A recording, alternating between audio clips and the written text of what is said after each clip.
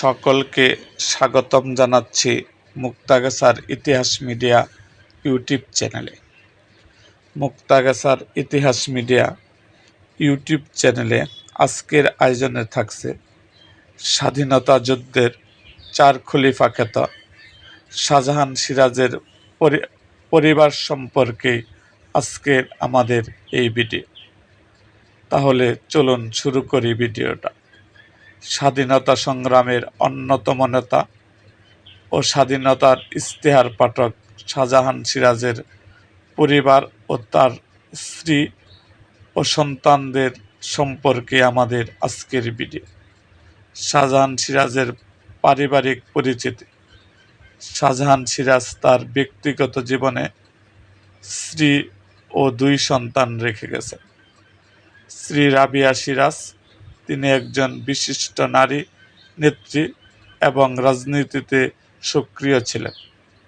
তিনি বাংলাদেশ জাতীয়তাবাদী দলের বিএনপি, ঢাকা মহানগর মহিলা দলের সভানেত্রী এবং দলের জাতীয় নির্বাহী কমিটির সদস্য হিসাবে দায়িত্ব পালন করেন। কন্যা সারওয়াত সিরাজ, যিনি শুক্লা নামে পরিচিত, তিনি পেশায় একজন আইনজীবী এবং বাংলাদেশ সুপ্রিম কোর্ট আইন পেশার নিয়োজিত আছেন। পুত্র রাজীব সিরাজ, তিনি একটি কর্পোরেট কোম্পানির ওয়ান গ্রুপের পরিচালনা পরিষদের সদস্য হিসাবে যুক্ত আছেন। শাহজাহান সিরাজের কন্যা সারওয়াত সিরাজ শুক্লা জাতীয় নির্বাচনে অংশগ্রহণ করেছিলেন।